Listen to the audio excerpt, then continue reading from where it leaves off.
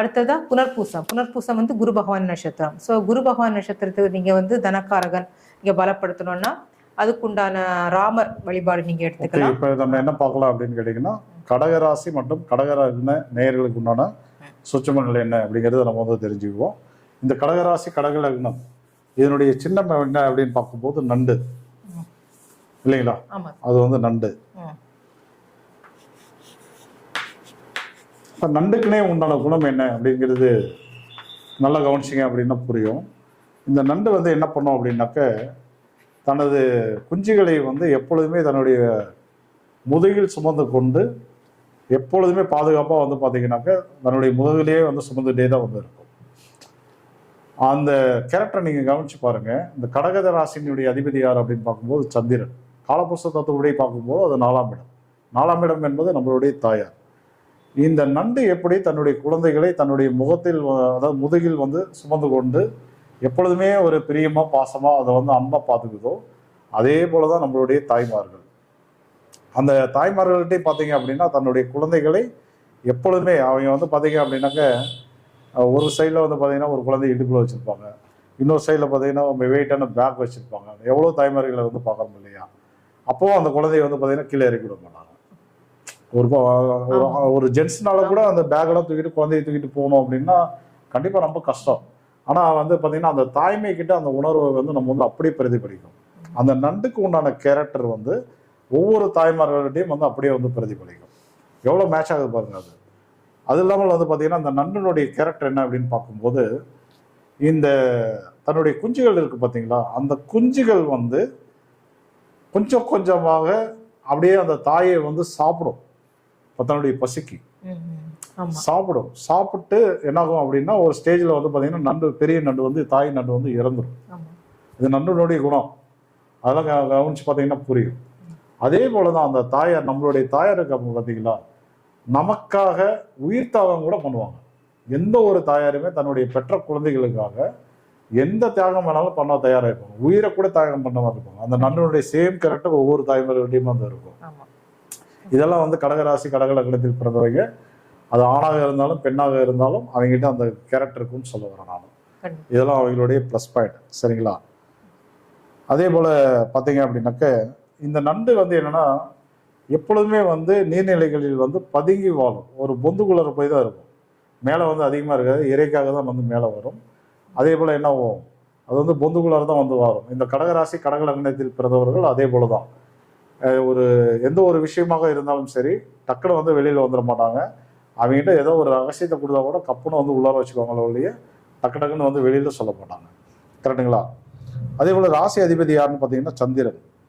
இப்போ சந்திரன் வந்து நமக்கு வந்து இந்த ராசினுடைய அதிபதியாக வர்றதுனால, கடகராசினுடைய லக்ன அதிபதியாக வர்றதுனால நீங்கள் என்ன பண்ணலாம் அப்படின்னு கேட்டிங்கன்னா, நீர்நிலைகள் சார்ந்த விஷயங்கள், நீர், உணவு. உணவுல வந்து பார்த்தீங்க அப்படின்னா நிறைய வெரைட்டிஸ் இருக்குது. அதாவது விவசாயம் பார்க்கலாம், காய்கறி வியாபாரம், பழ வியாபாரம், காஃபி பாரு, அது இல்லாமல் வந்து ஹோட்டல்ஸு, ஸோ மேலும் வந்து ஸ்நாக்ஸ் ஐட்டம்ஸு, ஸோ வந்து மளிகை கடை, டிபார்ட்மெண்டல் ஸ்டோரு, ஸோ வந்து எல்லாமே வந்து பார்த்தீங்கன்னா உங்களுக்கு அதில் வந்து ஒரு தனித்தன்மை என்பது இருக்கும். ஸோ இந்த பூமியில் இந்த தண்ணிக்கு எதை போட்டால் விளையும், இந்த பொருள் இந்த இடத்துல எந்த ரேட்டில் வந்து விலை கம்மி, எந்த ஏரியாவில் வந்து விலை கம்மியாக கிடைக்கும், என்ன தரத்தில் வந்து கிடைக்கும். சமையல் பண்ணும்போது அதே மாதிரி தாங்க. ஒவ்வொரு சமையல்லையும் வந்து பார்த்தீங்க அப்படின்னா இந்தந்த பொருளை இந்த அளவு போட்டாக்க இன்னும் டேஸ்ட் வரும் அப்படிங்கிறதுல தெளிவான ஒரு அறிவு வந்து இருக்கும் அவங்களுக்கு. அவங்கள மாதிரிலாம் வந்து சமைக்க முடியாது. அது ஆணாக இருந்தாலும் பெண்ணாக இருந்தாலும் கடகராசி கடக லக்னத்தில் பிறந்துட்டாங்க அப்படின்னா அவங்களுடைய சமையல் என்பது மிக சுவையாக இருக்கும். அதில் மாற்றமே கிடையாது. ஒவ்வொரு பொருளையும் தரம் என்பதும் இருக்கும், சுவை என்பதும் இருக்கும். அப்போ என்ன பண்ணலாம், நீங்கள் அதையே வந்து நீங்கள் வந்து தொழிலாக வந்து மாற்றிக்க முடியும்.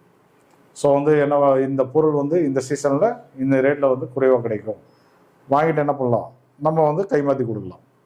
அல்லது குறிப்பிட்ட காலகட்டங்கள் ஸ்டோர் பண்ணிவிட்டு இந்த காலகட்டத்தில் உயரும் நல்லாவே தெரியும். ஒரு பெரிய வெங்காயம் முதல் கொண்டு எல்லாத்தையும் வந்து என்ன பண்ணணும், நம்ம வந்து ஸ்டோர் பண்ணிவிட்டு குறிப்பிட்ட காலகட்டத்தில் ரிலீஸ் ஆகும்போது கப்பனும் பார்த்தீங்க அப்படின்னா பல லட்சங்கள் நம்ம வந்து எளிதில் வந்து சம்பாதிக்க முடியும். அதெல்லாம் வந்து உணவு சார்ந்த விஷயங்களில் மிகப்பெரிய ஒரு தெளிவும் புரிதலும் நிச்சயமாக வந்து உங்களுக்கு உண்டு.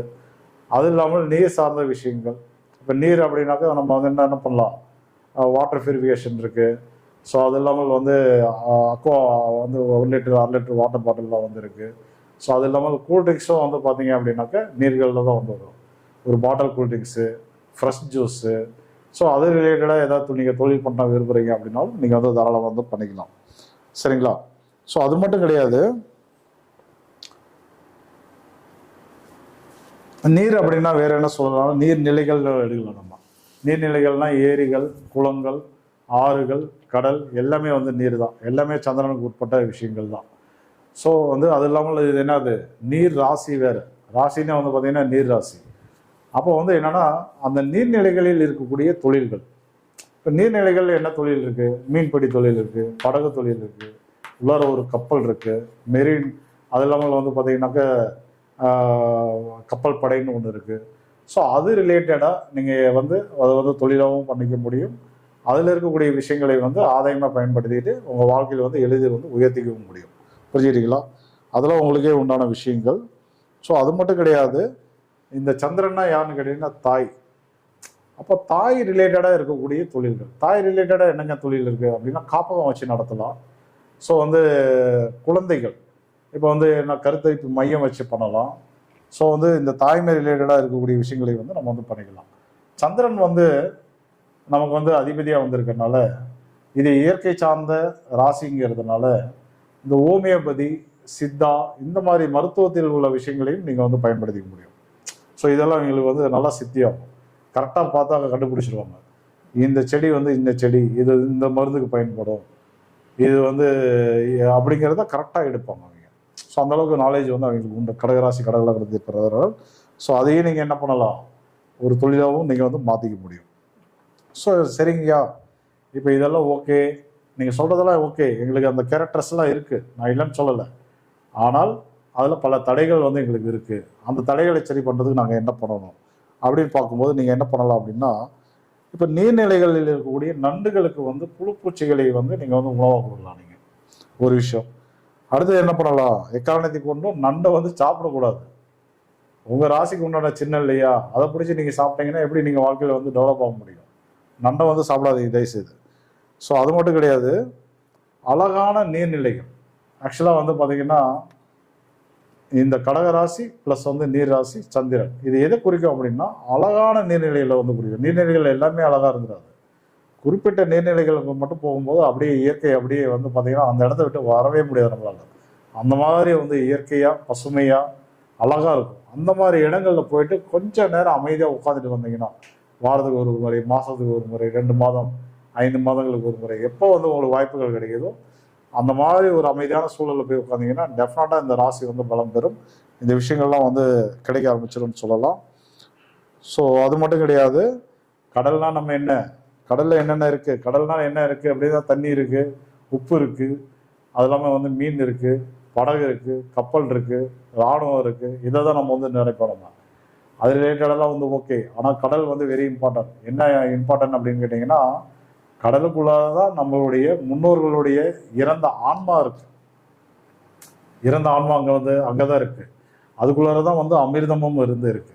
அந்த அமிர்தத்தை வந்து நம்மளுடைய முன்னோர்களுக்கு என்ன பண்ணுவாங்க, 3 நேரமும் வந்து உணவா அந்த கடல் தாய் வந்து கொடுத்துரும். ஸோ வந்து இந்த கடல் தாய்க்கு வந்து பார்த்தீங்க அப்படின்னா அமாவாசையான விடுமுறை.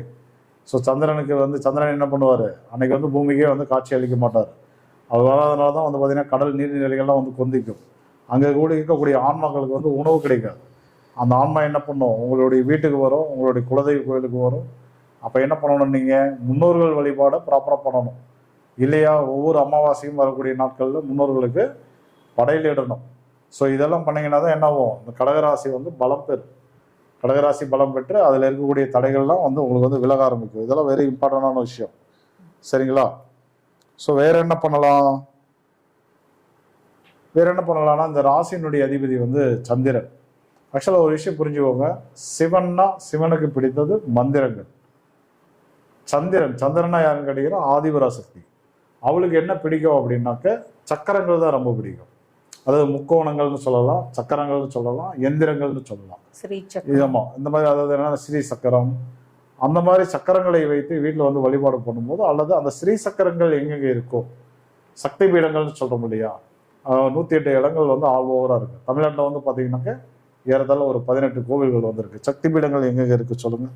அப்படியே அவங்களுக்கு சக்தி பீடங்கள் இப்போ சக்தி பீடங்கள் வந்து காஞ்சிபுரம் காமாட்சி அம்மன், திருவண்ணாமலை அண்ணாமலை தாயார், மதுரை மீனாட்சி, குற்றாலத்தில் பராசக்தி, அதே போல் வந்து பார்த்தீங்கன்னா மேல்மருவத்தூர் ஆதிபராசக்தின்னு சொல்லலாம், கும்பகோணம் மங்களாம்பிகை, திருச்சி திருவானைக்காவல் அகிலாண்டீஸ்வரி, வேற என்ன சொல்லலாம் அப்படின்னு கேட்டிங்கன்னா அதே போல் காசி எடுத்துக்கலாம், ராமேஸ்வரம் சொல்லலாம், கன்னியாகுமரி பகவதி சொல்லலாம். ஸோ இந்த மாதிரி இடங்களில் நீங்கள் போய் வழிபாடுகள் பண்ணும்போது என்ன ஆகும், இந்த கடகராசி கடகலகம் என்பது பலப்படும். அதே நேரத்தில் நினைச்ச நேரத்தில் போகாமல் கரணத்தில் வந்து கரசரை கரணம் வரும்போது போனீங்க அப்படின்னா இன்னும் ரொம்ப பலப்படையும். மேலும் வந்து பார்த்தீங்கன்னா அந்த கடக ராசிக்குள்ள என்னென்ன நட்சத்திரங்கள் இருக்குது அப்படின்னு பார்க்கும்போது புனர்பூசம், அதே போல் பூசம், ஆயிலிய நட்சத்திரங்கள் இருக்குது. அதை எப்படி பலப்படுத்தணும் அப்படின்னு சொல்லிட்டு இப்போ நம்ம மீனா சீனிவாசன் வந்து உங்களுக்கு வந்து எக்ஸ்பிளைன் பண்ணுவாங்க.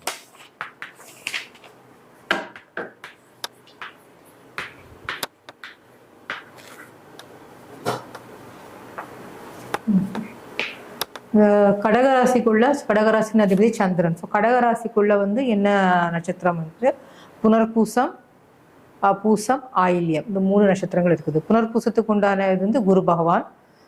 அவருடைய இது வந்து புனர்பூசம் ஆல்ரெடி சொல்லிட்டேன்னா. அடுத்ததா வந்து பூசம் நட்சத்திரத்துக்கு உண்டான அதிபதி சனி பகவான். ஓகேங்களா?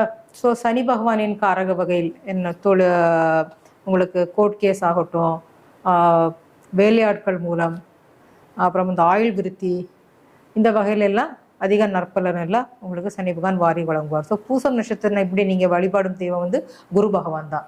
ஸோ சனீஸ்வரன் கோயில் உள்ள குரு பகவானை நீங்கள் வழிபட்டீங்கன்னா இன்னும் அதிக நற்பலன் கிடைக்கும். அடுத்ததுக்கு உண்டான உணவு வந்து ஆப்பிள் உணவுகளை நீங்கள் எடுத்துக்கலாம். அடுத்ததாக வந்து ஆயில்யம் நட்சத்திரத்துக்கு உண்டான தெய்வம் வந்து ஆதிசேஷன். ஸோ ஆதிசேஷன் வழிபாடு நீங்கள் எடுத்துக்கலாம். இதற்குண்டான உணவு வந்து முருங்கை உணவுகள்.